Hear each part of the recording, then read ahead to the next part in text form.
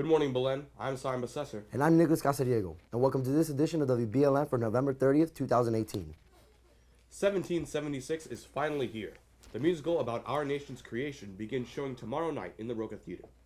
The cast has worked hard to get ready for this moment, to show the public what they've been working on. George Perez has more on 1776. On Friday, November 30th, Belen's Troupe 4666 will debut 1776, their new musical this year.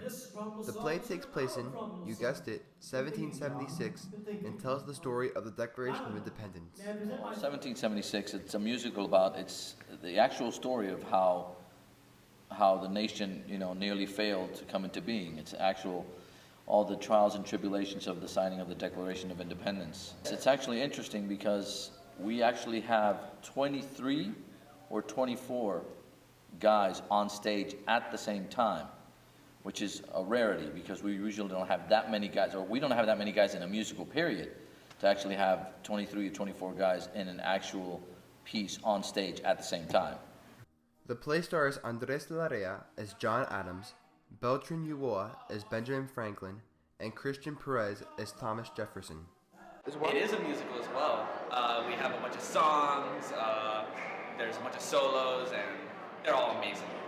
I am new to thespians. I decided to join back after I took a little bit of a break in middle school, but coming back into a musical it's been one of the best experiences of my life.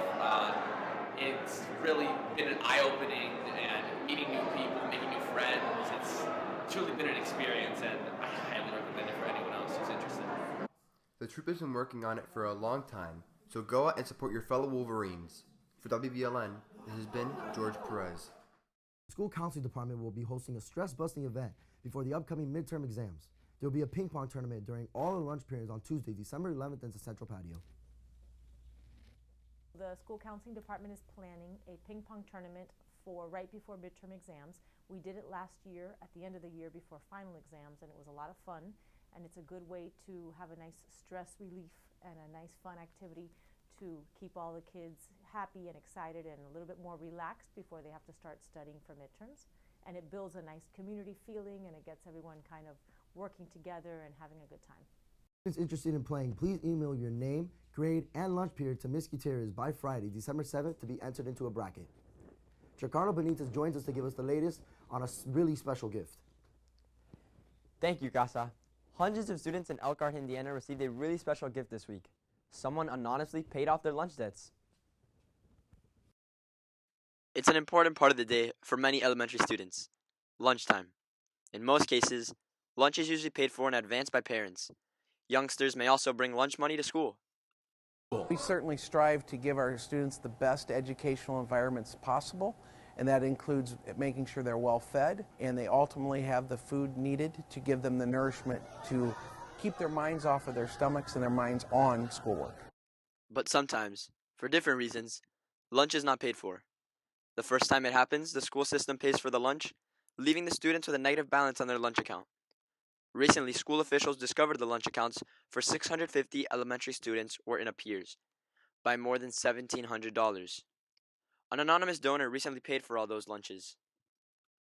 What they did, they gave us over $1,700 to pay off negative balances for our students in the elementary schools. The school system says it has limited resources to help fund the lunch program here, so it's not as if they can move money around to help make up the deficit. They say it definitely benefits from good neighbors and parents who can lend a hand in this matter.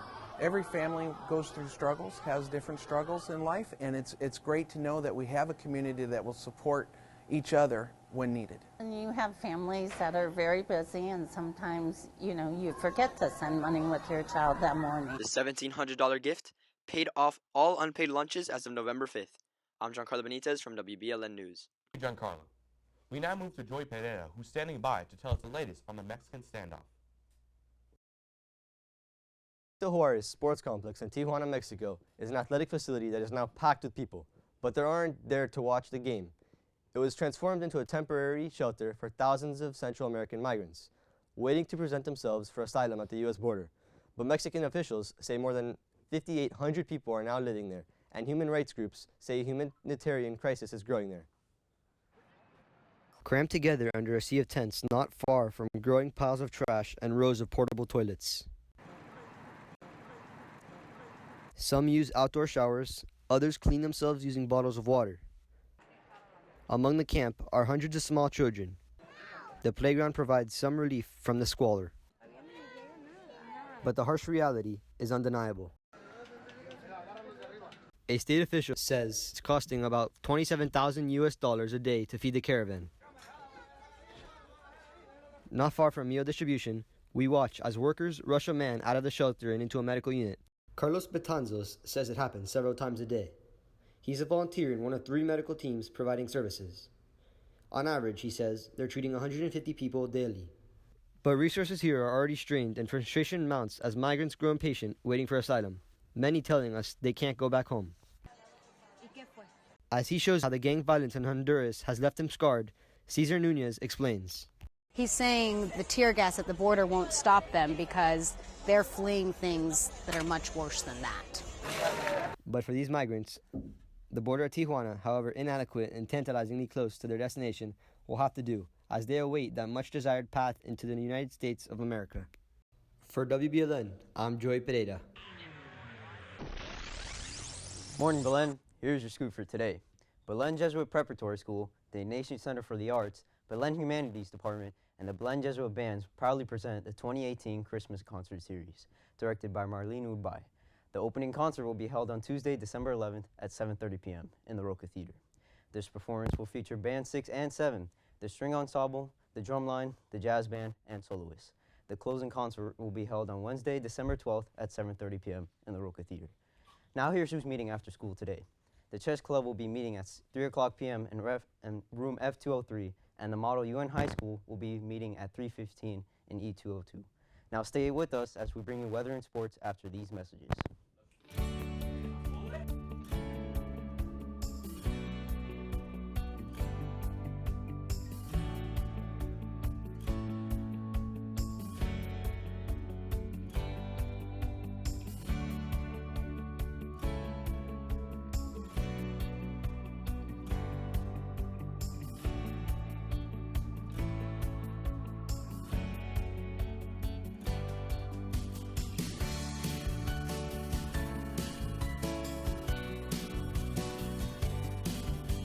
Morning, Belen. This is your weather for today. So today we're going to have about high 70s, 5% precipitation, and 50% humidity. And now moving on to tonight, we're going to have about low 70s and 0% chance of rain. Moving on from the week, we're going to have about mid 80s all the way to low 80s. Now on to Lucky with sports. Today, the varsity soccer team took on Matter Academy Wednesday afternoon. The Wolverines won 3-0. Goals were scored by senior captain Jason Rapine, and Nico Molina chipped in with 2 goals of his own. The team takes on Doral Academy tonight at 6:30 at Doral. Don't forget to show up and support. The theme is white. The Miami Heat take on the New Orleans Pelicans tonight. The Heat look to rebound from a tough past couple of games and get a win streak going. Game time is 7 o'clock at American Airlines Arena. The Miami Dolphins take on the Buffalo Bills at home Sunday at 1 o'clock. The Dolphins look to bounce back after a heartbreaking loss to the Colts in the final minute of the game. That's all for sports. Now back to you guys at the desk. Thank you, Lucky. Be sure to follow us on Instagram, Facebook, and Twitter. That's all our news for today. I'm Simon Besesser. And I'm Nicholas Casadiego. And from everyone here, have a wonderful day. And like always, stay golden, Wolverines.